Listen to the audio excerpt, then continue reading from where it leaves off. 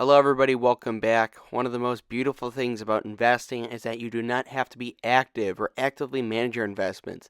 And sometimes you may not even be emotionally invested into your stocks. You may not care about what the stock market does.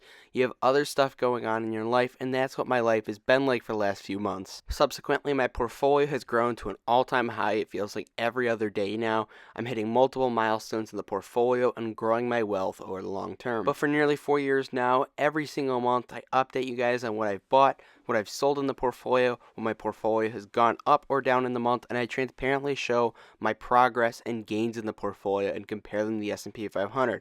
For some reason, a lot of big finance channels don't want to do that, but I don't think it's really that hard to do. It's much harder driving under the influence of alcohol, so I don't understand how hard it can be to transparently share your portfolio. With all that out of the way, on to the video.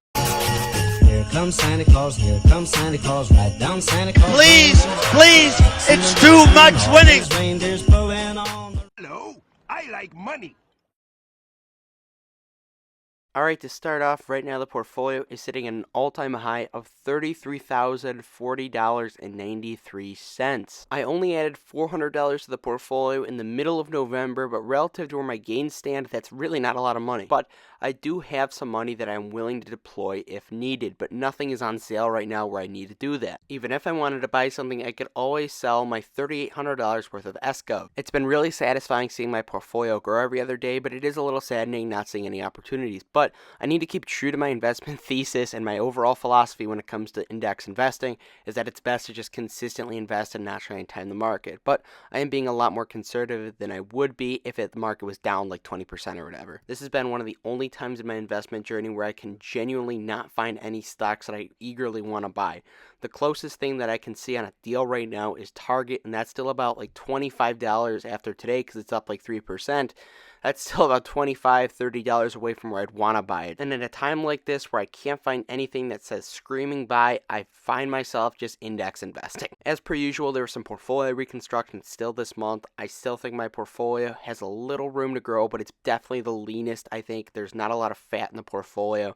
I think it's in the best shape it's ever been in so far, and I think it's ready for any market circumstance. Check out the Cash Flow Kings on Saturday because me and Fiscal Philosophy are going to be doing our entire portfolio reveals, and we haven't done that in a while. So I'll talk about performance while we're here. Right now, my portfolio has a total return of 30.93%, and that annualized is 19.39% every single year. Now, as of recently, that's been underperforming the S&P 500. I am not drastically worried. That's not over a long-term time horizon, and I think the S&P 500 has had an insane run, and I think it's unfair to compare it in such a short-term time horizon. I am completely fine with a 19% average return every single year. That is fine. I've mentioned it before, but what I want to do is have 25% of the portfolio in SHG, that's Schwab's overall growth fund index. I think that's going to be a quality outperformer over the long term.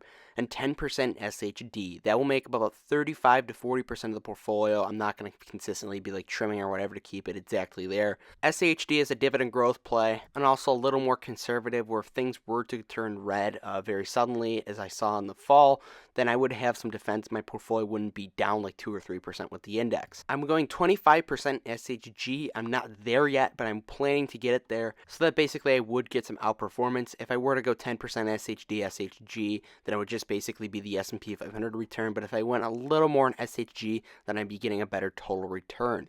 I still do want to get that dividend income for my 20s, use it for vacation, and our eventual Las Vegas meetup trip. There's a lot of hate around SHD, but it's been doing really good for me recently, so I'm not complaining.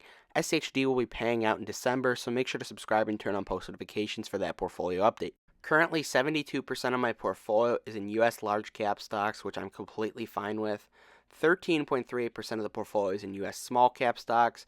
11% of the portfolio is in SGov, which just basically my cash that's earning interest every single month. Thank you to Fabio from Capital Mindset for telling me to get that money in there. While we're on the topic of small caps and large caps, I absolutely want to add to more small caps in the portfolio sometime next year.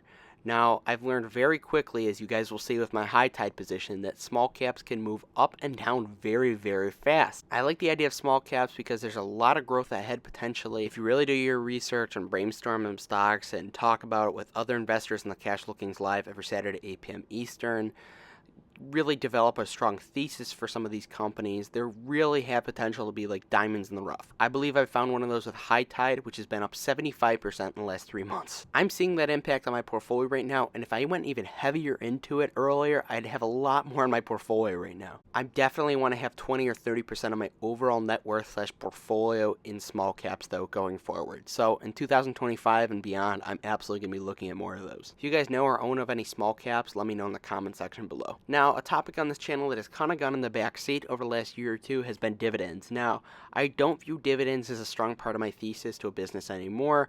I still think that dividends are definitely a quality attribute and going to be something that I want to utilize in my future, but just because a company pays a big dividend doesn't mean that I'm going to invest in them. There has to be fundamentals that back it up or value there.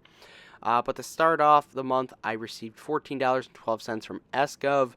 Nice to see that pay out every month. I'm just pretty much indexing that. I also turned off automatic dividend reinvestments for some of the companies in my portfolio that are just overvalued or I don't want to be adding to at these prices for one reason or another, and I'll explain more in depth every time I do these portfolio updates. But I got a whopping $2.16 from Apple. Right now I think Apple's overvalued. I actually trimmed some this month, as you guys will see. But I just don't want to be reinvesting at these prices. It's not the biggest dividend ever, so it's not a crazy deal. Next, I got my last dividend for the month, which is kind of sad but also cool, $19.48 from Starbucks. That got reinvested back at $102 at basically a 20th of a share.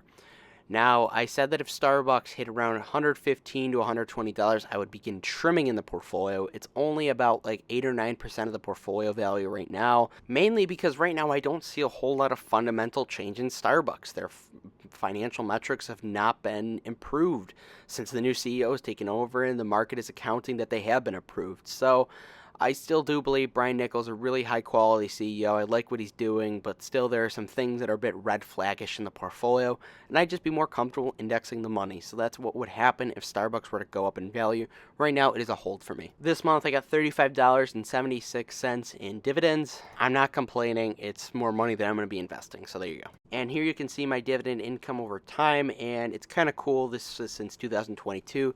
So you can see like my portfolio and like how I'm switching from more dividend oriented to growth oriented and more index oriented. So it's interesting to see that kind of play over time. But this month I have surpassed my total dividend income for last year, which is very impressive considering that I sold out of a lot of high dividend payers in the portfolio. I'm very happy with the way this year's gone. I think I've really improved the quality of my holdings and still increased my income, so I'm happy.